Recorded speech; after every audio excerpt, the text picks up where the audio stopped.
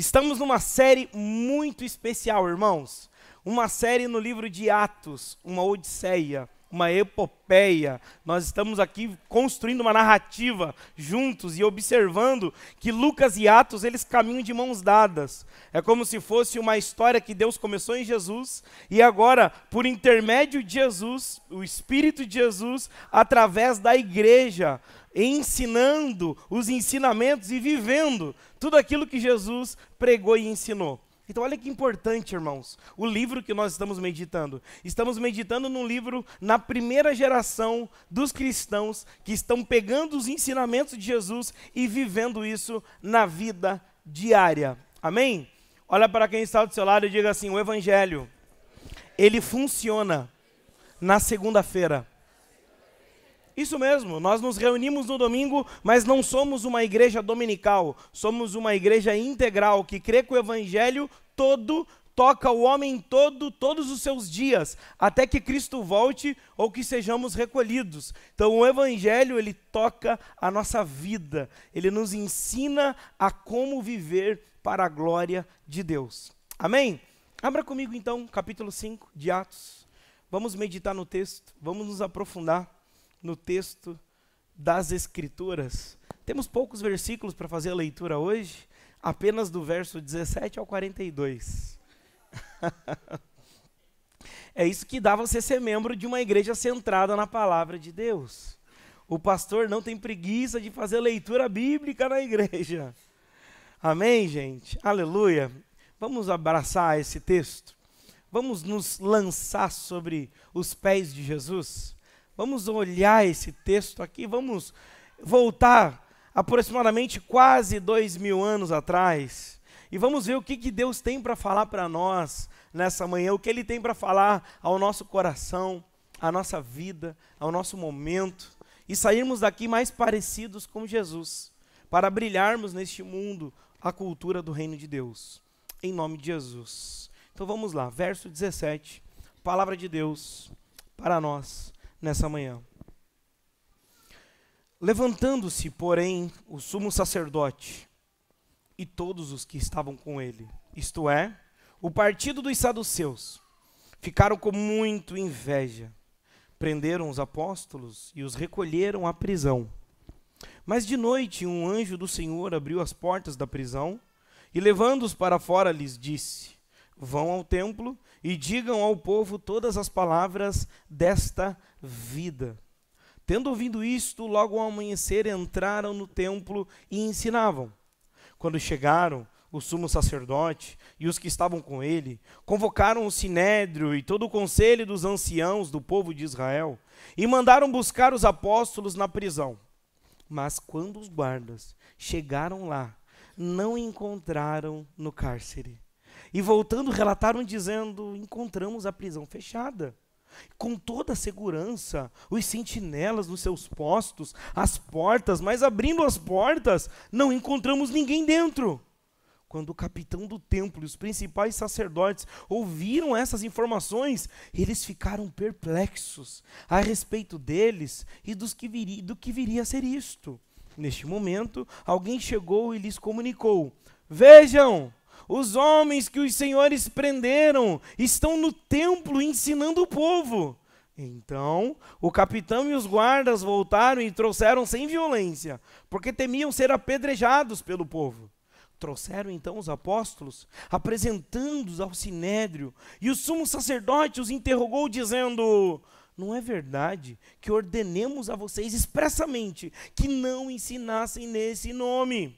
No entanto, vocês encheram Jerusalém com a doutrina de vocês e ainda querem lançar sobre nós o sangue daquele homem.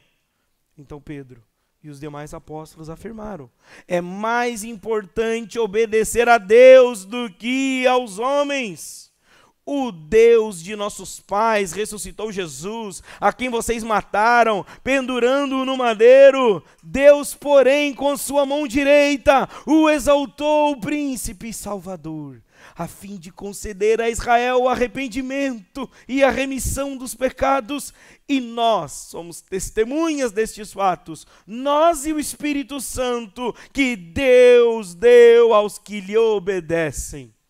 Eles, porém, ouvindo isso, se enfureceram e queriam matá-los. Mas levantando no sinédrio um homem chamado Gamaliel, um fariseu, mestre da lei, respeitado por todo o povo, mandou que os apóstolos fossem levados para fora por um momento. Então disse ao sinédrio: israelitas, tenham cuidado com o que vão fazer a estes homens, porque algum tempo atrás se levantou Teudas, dizendo ser alguém muito importante, ao qual se juntaram cerca de 400 homens. Mas ele foi morto, e todos que lhe obedeciam se dispersaram e foram reduzidos a nada. Depois desse, levantou-se Judas, o galileu, nos dias do recenseamento, e levou muitos consigo. Também este foi morto, e todos que lhe obedeciam foram dispersos. Neste caso agora, digo a vocês, não façam nada contra esses homens, deixe que vão embora. Porque se este plano ou essa obra vem de homens, deixe que vão. Olha isso aqui, meus irmãos. Deixe que vão embora. Porque se este plano ou esta obra vem de homens, será destruído. Mas se vem de Deus, vocês não poderão destruí-los. E correm o risco de estar lutando contra Deus. E os membros do sinédrio concordaram com Gamaliel. Então chamaram os apóstolos e os açoitaram. Ordenaram-lhe que não falassem no nome de Jesus, os soltaram. Eles se retiraram do sinédrio, muito alegres por terem sido considerados dignos de sofrer afrontas por esse nome. Todos os dias, no templo e de casa em casa, eles não cessavam de ensinar e de pregar que Jesus é o Cristo. Que história! Vamos orar? Santo Jesus, obrigado. Obrigado por essa história maravilhosa, Senhor. Meu Deus, essa é a nossa história. Esse é o nosso povo. Essa é a nossa gente. Obrigado, meu Deus. Obrigado por essa maravilhosa história. Nos transporte até esse período bíblico agora.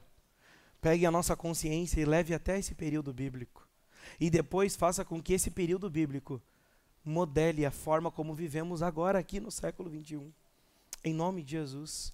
Pai, como pregador da Tua palavra, que eu não fique aquém e que eu não vá além do que o texto tem a dizer pelo Teu Espírito. E que em nome de Jesus, Pai, o falar dos meus lábios, o meditar do meu coração, seja uma oferta de adoração a Teu nome, em nome de Jesus. Amém. Todo empresário e empreendedor bem-sucedido se orgulha dos sacrifícios que passou por chegar e para chegar aonde chegou. As noites mal dormidas, as horas incontáveis de trabalho, os perrengues do início da jornada, se tornam histórias que depois de um tempo que você passa por elas, você olha para trás e dá risada.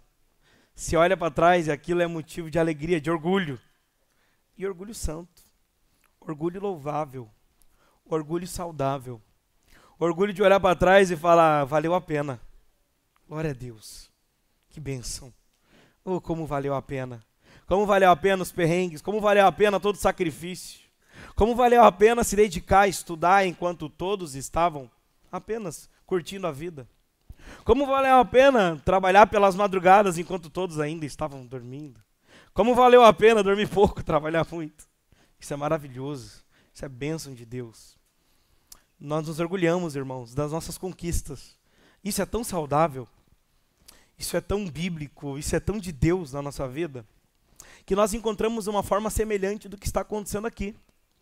Nós estamos olhando para uma história de homens que olharam para a vida de Jesus, que passaram com Jesus, passaram os maiores perrengues caminhando com Jesus, e agora eles estavam, meus irmãos, considerando dignos e alegres por terem sido achados dignos, por sofrer pelo Evangelho.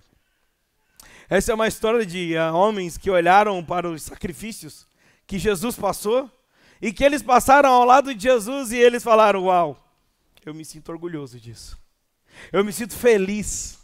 Eu fico alegre por ter sido encontrado digno de sofrer pelo Evangelho. Eu imagino que os apóstolos olharam para todas as noites mal dormidas ao lado de Jesus e pensaram com eles mesmos, valeu a pena. Valeu a pena porque eles se tornaram cristãos inquebráveis. inabaláveis. Diante do sinédrio, eles não eram parados. Diante da morte, eles não eram parados. Diante dos açoites, eles não eram paralisados. É isso que se transforma esse tipo de gente que aprendeu a lidar bem com a dor e com o sofrimento. É aí que nós entendemos muitas vezes os atletas de alta performance, que fizeram as pazes com a dor, que fizeram as pazes com o sofrimento, que fizeram as pazes com o desconforto, que fizeram as pazes com as noites mal dormidas, que fizeram as pazes com a dor e com o desconforto. Por isso eles são abraçados pela recompensa.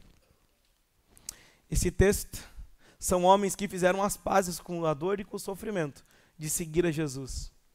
E por isso que mesmo em meio à tristeza, a açoites, eles ficam felizes, eles ficam alegres.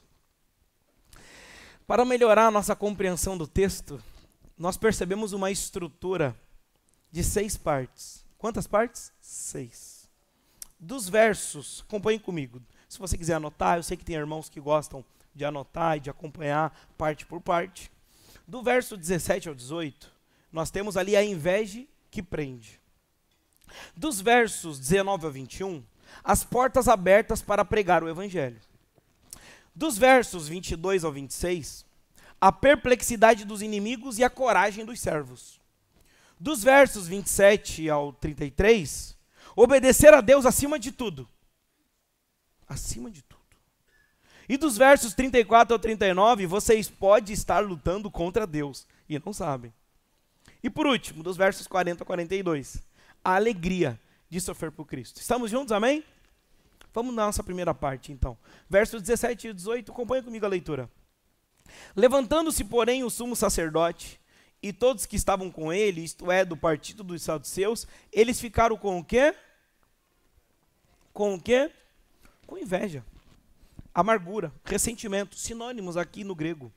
Amargura, ressentimento, inveja. Prenderam então os apóstolos e recolheram eles à prisão pública. O que acontece? Vamos lá, vamos entrar na história, irmãos. Lucas começa essa cena usando a expressão aqui, levantando-se, que no livro de Atos muitas vezes indica o início de uma oposição. Podemos ver esse movimento em Atos 6:9 e em Atos 13:50. Esse movimento, levantando-se. Levantando-se é como se fosse, nós que moramos aqui na praia, nós sabemos disso. A série da onda quando se levanta. A série está vindo lá atrás, levantando-se. Os surfistas já sabem, vai levantar alguma coisa aqui, vai vir onda grande, vai vir onda grande. Então, levantando-se, vai vir uma história chocante. Perceba esse movimento no texto. Tem coisas na Bíblia que é um movimento que nós precisamos entender o fluxo da narrativa. Levantando-se. É como, preste atenção, está levantando algo aqui. Está levantando uma onda que vai quebrar. Então, aqui se levanta pessoas que não são leigas. Aqui não é uma perseguição de pessoas que não eram doutores da lei, que não tinham autoridade política, econômica. Aqui, meus irmãos, levantam-se pessoas muito importantes na época.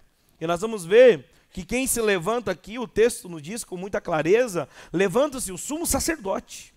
E também o partido dos saduceus. Irmãos, a milícia toda se reuniu ali. O pessoal com toda a autoridade se reuniu diante deles. O sumo sacerdote e os saduceus se levantaram contra os apóstolos cheios de inveja. Aqui já é paradoxal.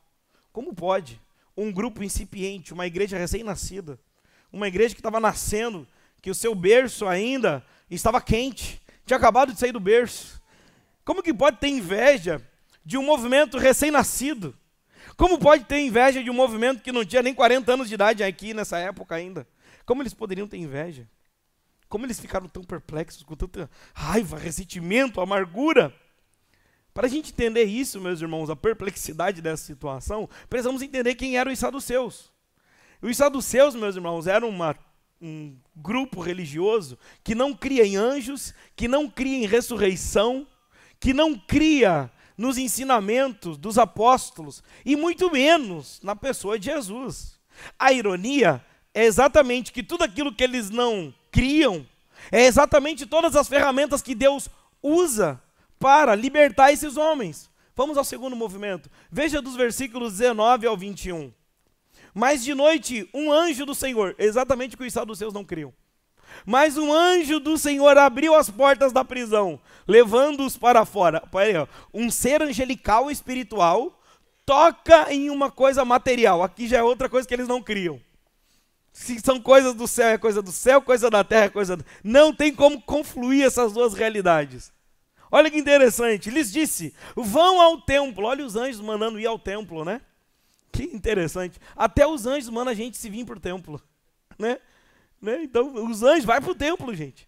Né? Deus não tem nada contra templo. Deus ama o templo, Deus ama. Que em nome de Jesus a gente tem uma capela aqui, coisa mais linda. Em nome de Jesus, amém? Que a nossa igreja não seja igual um shopping, seja igual uma igreja mesmo. Uma capela branquinha. Eu sonho com isso, amém? Eu creio, em nome de Jesus. Vão ao templo e digam ao povo todas as palavras desta vida. E a vida no teu texto aí, está com V minúsculo ou maiúsculo?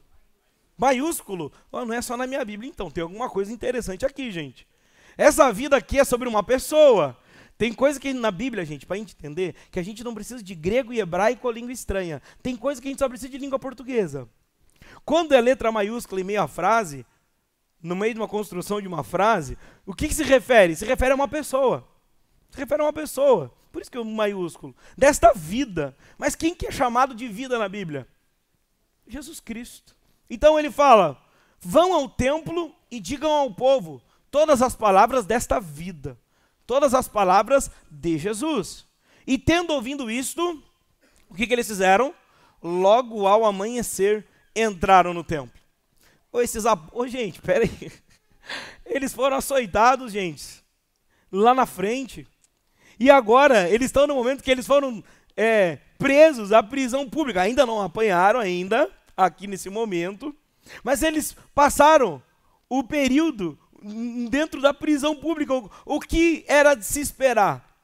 O anjo chegar para eles e falar assim, vocês tiveram uma noite difícil, vocês obedeceram, agora vocês precisam esperar a poeira baixar. Vamos esperar a poeira baixar, vamos descansar, vamos acalmar os ânimos, vamos para casa, descansem lá, se encontrem com a família, beleza? Façam um chá, tomem um café, né? Glória a Deus por isso. Aleluia. Louvado seja o nome de Deus. Né? Só que o anjo, ele dá uma ordem, tipo assim, então, vocês vão voltar para o mesmo lugar, fazer as mesmas coisas que levaram vocês a fazer isso daí, a serem acometidos e perseguidos. Vocês vão voltar a pregar o evangelho. Vocês vão voltar a ensinar o evangelho. Vocês vão voltar a pregar o evangelho. E os anjos, tipo assim, me parece, gente, calma, me parece que aqui os anjos não estão muito preocupados com o conforto dos discípulos. Me parece que os anjos aqui não estão muito preocupados com aquilo que os discípulos estavam sentindo, aquilo que os discípulos precisavam. Me parece que os anjos estão numa dinâmica aqui, no movimento com os apóstolos, encorajando eles a voltar ao templo. E esses homens aqui, logo ao amanhecer, eles não dormiram até as 10 da manhã, eles não dormiram até o meio-dia, eles não dormiram até 1h da tarde, eles não dormiram e respeitaram as 8 horas de sono para poder ir para o dia. Não, logo ao amanhecer, foram ao templo. Você está entendendo? O nível de pressão que esses homens estavam vivendo, o nível de energia espiritual, bíblica, da unção de Deus, corroendo o corpo deles, empoderando a vida deles a seguir o evangelho. Irmãos, a narrativa muda radicalmente. Olha o que acontece. Tendo ouvido isso, olha o texto comigo, não me deixa sair do texto. Verso de número 21. Tendo ouvido isto, logo ao amanhecer, entraram no templo e ensinavam. Quando chegaram os sumos sacerdotes que estavam com ele, convocaram o sinédrio e todo o conselho dos anciãos do povo de Israel e mandaram buscar os apóstolos na prisão. Irmãos, o que acontece quando as pessoas estão pregando o evangelho? O que acontece quando as pessoas estão pisando em solo sagrado, em que a sua vida não é mais fundamentada pelo medo, em que a sua vida, mesmo diante de um governo com cetro de ferro, o governo que usava da religião para controlar as pessoas. Neste momento, o Império Romano usava da religião para obter controle, para obter domínio. Aqui, meus irmãos, essa seita dos saduceus era um braço estendido do Império Romano para identificar religiões que se levantavam contra César Augusto. Por isso que eles se aparelhavam, o Estado e a religião aparelhada. E ali nascendo o cristianismo de forma radicalmente oposta. Radicalmente oposto. O cristianismo estava pregando que existia um novo Senhor por aí, que existia um novo Salvador. E o apóstolo Paulo, para nos ajudar, quando a gente vai mais à frente, o apóstolo Paulo, para nos ajudar, ele começa a usar os mesmos termos que eram usados para os imperadores, para Cristo. O mesmo termo que eram usado para aqueles que governavam as pessoas, para Jesus. Sim, os imperadores eram chamados de Kyrios et Soterio, Senhor e Salvador. Era um termo usado para os imperadores, para os homens que tinham poder, que tinham autoridade legítima, segundo eles, diante da religião e diante da política sobre aquela determinada região.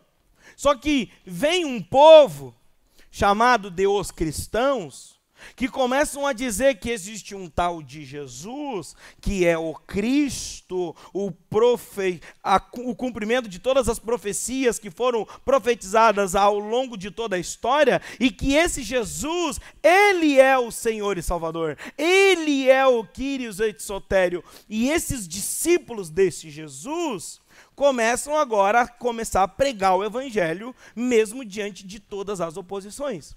Qual é o resultado disso? Qual é o resultado disso? É o nosso terceiro movimento, dos versos 22 a 26.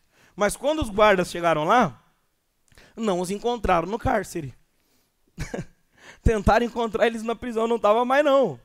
Tentaram encontrar eles no cárcere e voltando relataram dizendo: encontramos a prisão fechada, com toda a segurança e sentinela nos seus postos, junto às portas.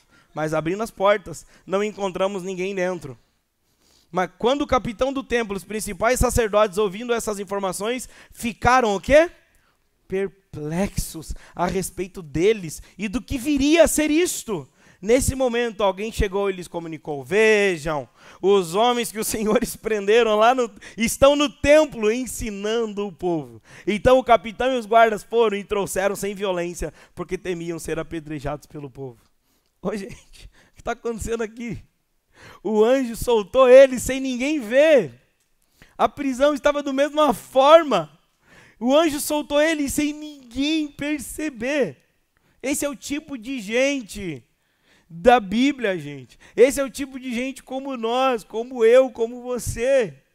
Isso aqui é a história da igreja. Isso aqui é a nossa história. Isso aqui é a história do nosso povo. Essa aqui é a nossa herança. Tentaram calá-los. Tentaram calar a mensagem de Jesus. Só que ninguém pode calar a mensagem de Jesus. Sim, meus irmãos, os apóstolos ficaram trancados por um certo breve momento, mas a mensagem do evangelho sempre continuou quebrando grilhões, correntes. Por isso eles ficaram perplexos. Perplexos é uma reunião da ansiedade, da surpresa e do medo. É quando a ansiedade, a surpresa e o medo se encontram e começam a se andar. Aí eles ficam perplexos. Ficaram com medo, ficaram ansiosos e ficaram completamente, meus irmãos, com o mundo desabando embaixo deles.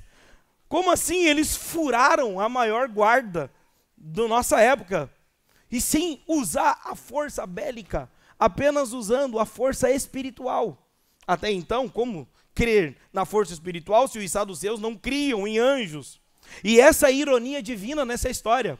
Os saduceus que não criam em anjos, Deus usa os anjos para libertá-los. Os saduceus que não criam na ressurreição, é exatamente o Espírito de Jesus que está ali com eles. O Espírito de Jesus ressurreto está ali dando a eles um coração em Cristo, um coração ressurreto diante de Deus, para continuar pregando em todos os momentos. A igreja vive de milagre em milagre. A igreja de Jesus vive de milagre em milagre para continuar a fazer a obra de Deus. Nós sempre experimentaremos os maiores milagres quando nós nos colocarmos para fazer a obra de Deus. Você crê nisso? Eu estar pregando, você estar ouvindo a minha voz hoje é um milagre de Deus. Antes, eu saí do meio do louvor, porque eu fui lá na última sala, não sei se alguns irmãos perceberam, eu saí do meio do louvor, fui lá na última sala, comecei a fazer exercício porque eu perdi completamente a minha voz. Ela sumiu minha voz, eu não estava conseguindo cantar a metade da segunda música, sumiu completamente a minha voz. Eu fiz exercícios que eu aprendi, fiz exercício, tomei água, me trouxeram um chá, e a minha voz não voltou. Não conseguia, não voltava a minha voz. Nenhum exercício. Meus irmãos, eu estou aqui pregando para vocês. Vocês não estão ouvindo minha voz? Está cansada? Está cansada. Mas ela não estava nem saindo, gente.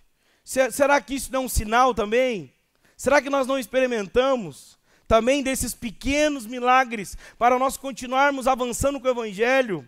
Nós não podemos limitar Deus numa caixinha de domingo. Nós não podemos limitar Deus a apenas fazer aquilo que eu acho que Ele tem que fazer. Deixa eu te falar uma coisa. Quando nós nos colocamos no caminho da obediência e da pregação do Evangelho, nada para diante da patrola divina.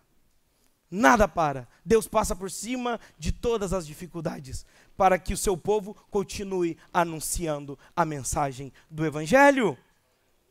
Irmãos, aqui é o contraste.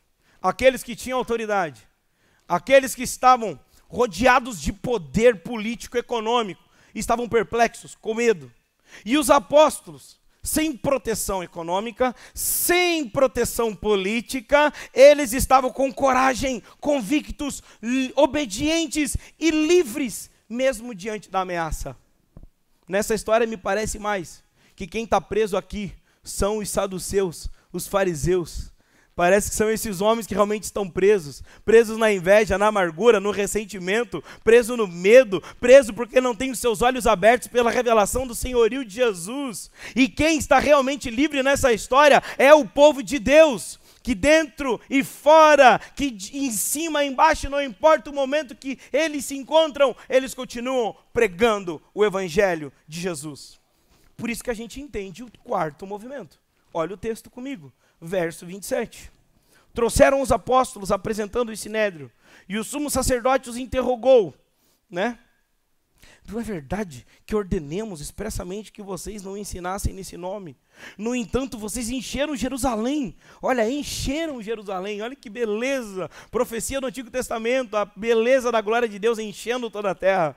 Com a doutrina de vocês, e ainda querem lançar sobre nós o sangue deste homem. Então Pedro e os demais apóstolos afirmaram: é mais importante obedecer a Deus do que aos homens. O que será que significa isso? Será que os apóstolos estavam rebeldes gratuitamente? Será que eles estavam levantando um novo tipo de anarquismo religioso para se levantar? Será que era uma insatisfação com o modelo de governo político que os imperadores? Será que era isso? Nós não podemos tirar o texto do seu contexto. Repete comigo, por favor. Texto sem contexto é igual heresia. Toda vez que nós tiramos o texto do seu contexto, é um pretexto para virar uma heresia. Aqui não estava testificando e dando legitimidade a nós nos levantarmos contra as autoridades. Não é isso, não é sobre isso que o texto está falando. Aqui o texto é legitimizando que quando, independente de qualquer autoridade, quando eles falarem assim, ou é Jesus, ou é a mim, aí nós temos legitimidade bíblica de ir contra as autoridades. Romanos 13 é claro, as autoridades são instituídas por Deus. Aqui não é um encorajamento ao anarquismo, aqui não é um encorajamento a nos levantarmos sempre contra o Estado, mas nós, como povo de Deus, quando somos colocados entre a cruz ou a obediência aos homens, nós devemos sempre escolher a obediência à cruz, a obediência ao Evangelho. Sempre devemos ser colocados nisso. E sabe o que é interessante? O conteúdo deles, as insatisfações deles. Eles não pegam a palavra, meus irmãos, e ficam assim, ó, eu não estou concordando com a forma como o imperador está lidando com as viúvas gentias. Eu não estou concordando da forma como... Não era uma revolta social aqui. Era uma busca de adoração, era uma guerra de adoração, era uma guerra de deuses aqui, de ídolos aqui. Essa era a guerra aqui, meus irmãos. Por isso que o conteúdo dele, olha o versículo de número 30. Olha, importante, esse é o conteúdo do que estava no clamor do coração deles. O Deus dos nossos pais ressuscitou Jesus, a quem vocês mataram, pendurando no madeiro. Deus, porém, com a sua mão direita o exaltou a príncipe e salvador, a fim de conceder a Israel o arrependimento e a remissão de pecados. E nós somos testemunhas deste fato. Nós, o Espírito Santo, que Deus deu aos que lhe obedecem. Eles, porém, ouvindo isso, se converteram e se acrescentaram à igreja e foram batizados pelo Espírito Santo. Aleluia, isso?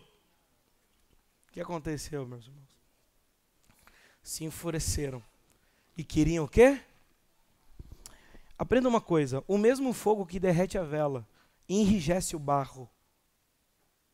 O mesmo fogo que derrete a vela e faz iluminar, o mesmo fogo enrijece o barro.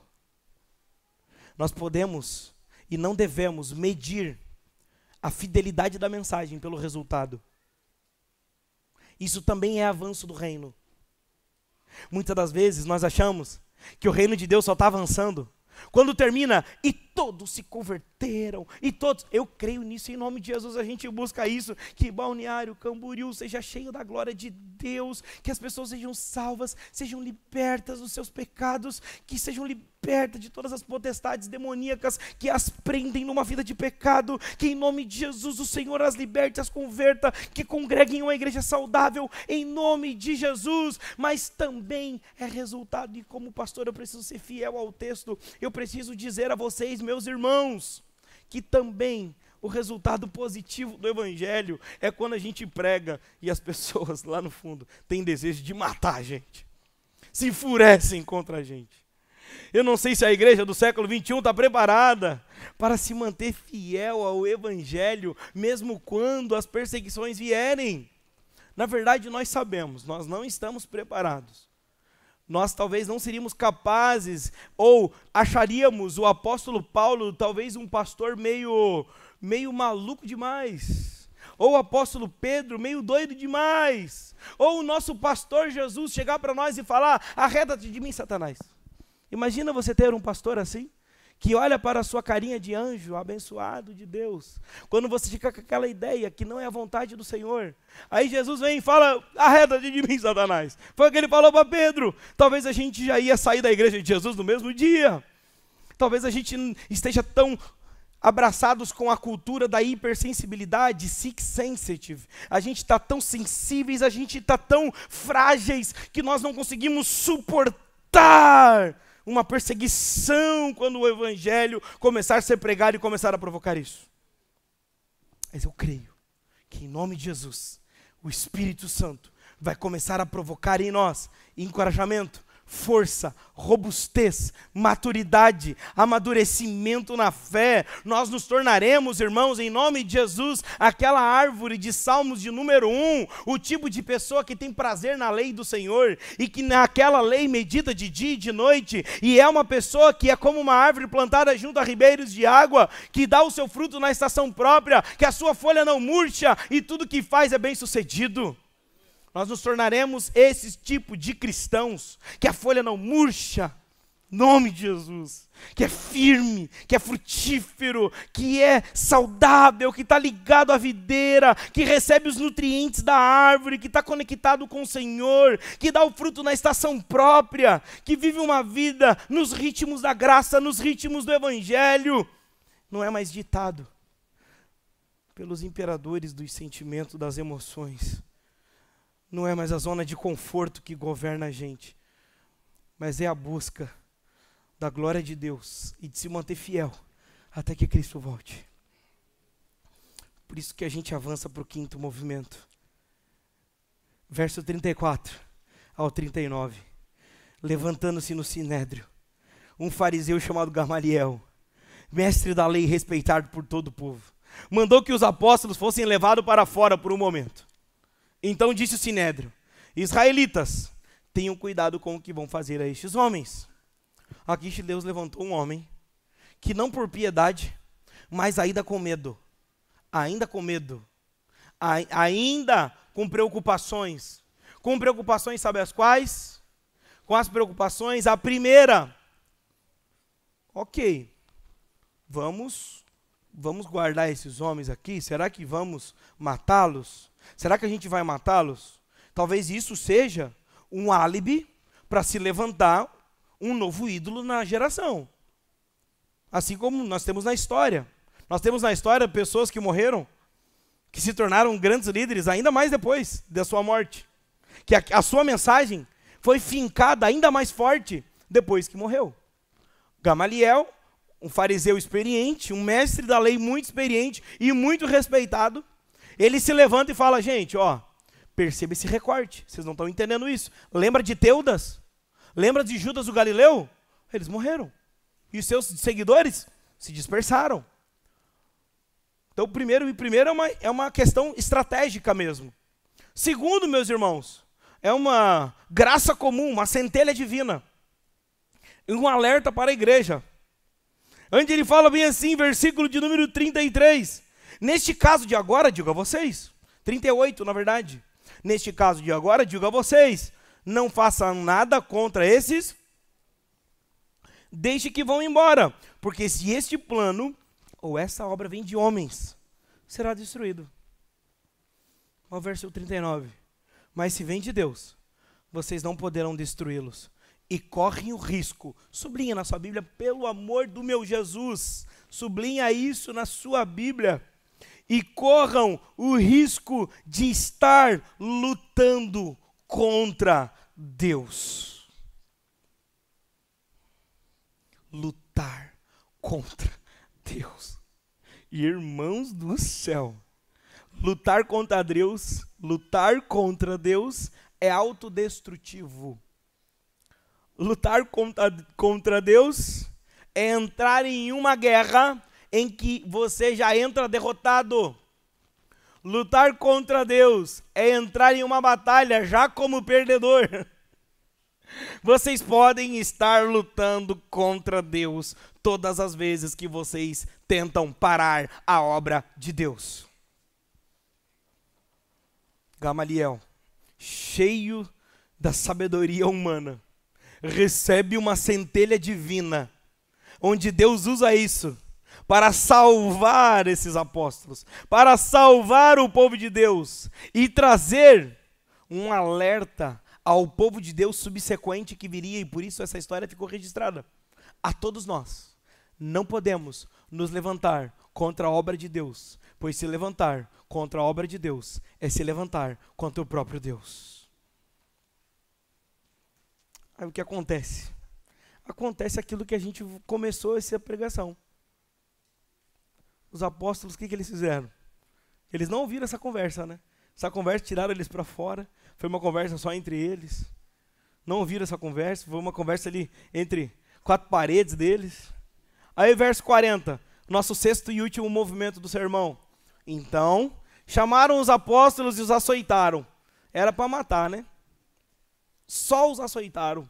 O autor parece que brinca, né? O Lucas escrevendo essa história, parece que é até uma ironia, né? Aí ele coloca, então chamaram os apóstolos e os açoitaram. Tipo, era para matá-los, então só açoitaram.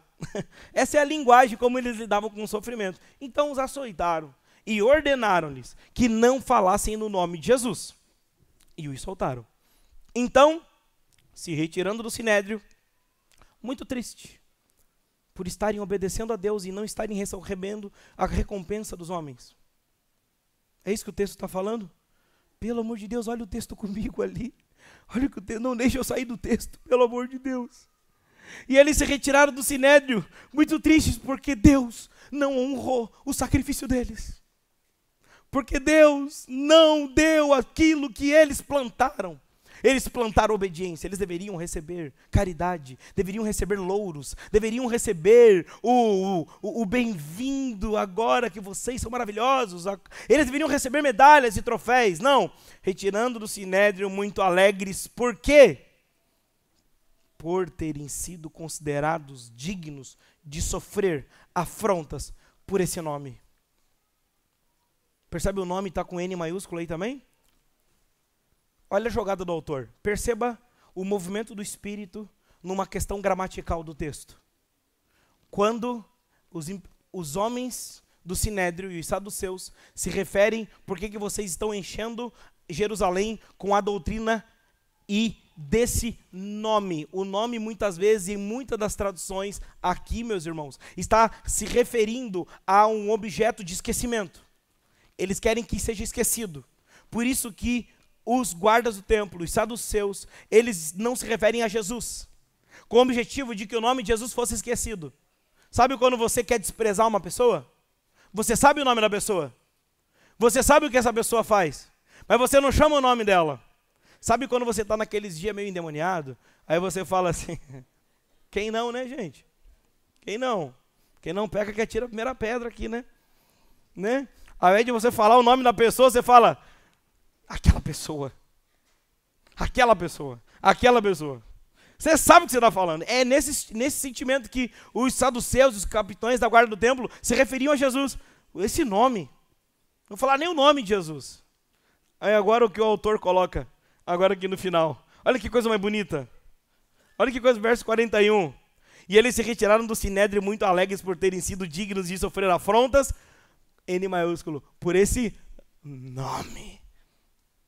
Esse nome aí, ó, que vocês estavam tentando apagar da história, esse nome que vocês estavam tentando trancafiar numa jaula, esse nome que vocês estavam tentando apagar da história, é o nome que está sobre todo nome, é o nome que fez e criou todas as coisas, é o nome que criou reinos e destruiu reinos. Aonde está Herodes? Aonde estão os imperadores? Aonde estão todos aqueles que se levantaram contra a obra de Deus? Todos estão a 7 palmos embaixo da terra, mas aonde está Cristo? Cristo está sentado no alto e sublime trono, aonde voltará para julgar vivos e mortos e estabelecer o seu reino aqui na terra, reino de paz, reino de alegria, reino de justiça. Por isso podemos celebrar, porque servimos a um Deus que foi morto e agora vive pelo reino de Deus e para a glória de Deus pelos séculos dos séculos.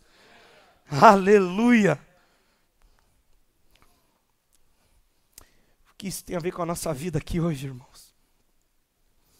A gente precisa sair da nossa zona de conforto o mais rápido possível.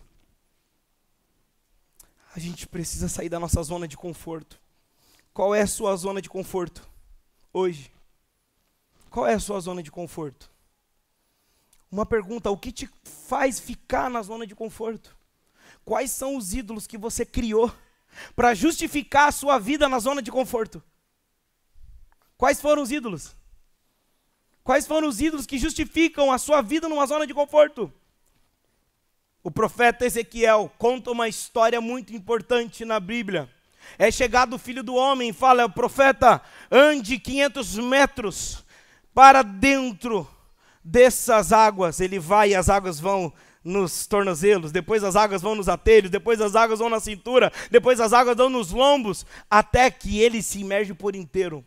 Deixa eu te falar, talvez o cristianismo seja um mar que você entrou, que você mergulhou nas águas há muitos anos atrás, mas talvez as águas estão na sua cintura. Você está meio Deus e meio você. Domingo é Deus, segunda é você. Terça de madrugada para orar é Deus, mas na quarta de manhã para decidir alguma coisa é você. Deus está te chamando para vir para as águas mais profundas. Deus está te chamando para descer às águas mais profundas. Não as águas do batismo, mas Deus está te chamando às águas da entrega. Até quando nós vamos viver um cristianismo tão acostumado na nossa zona de conforto?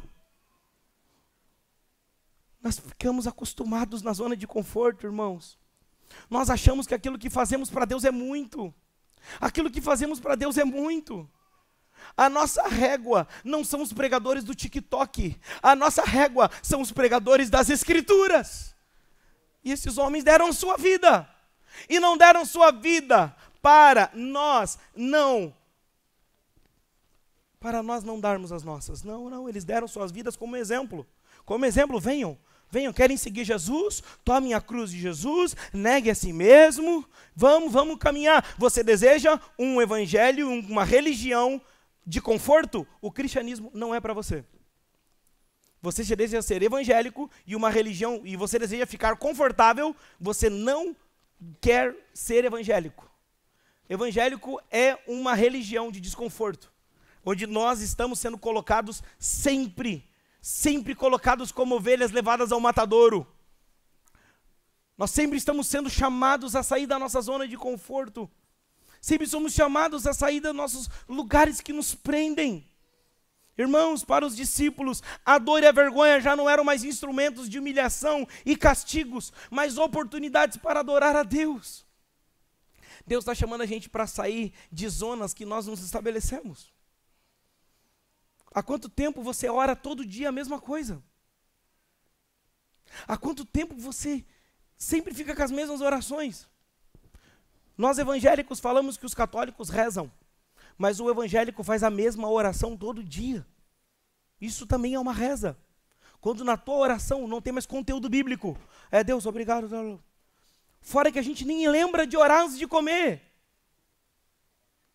Fora que a gente nem lembra.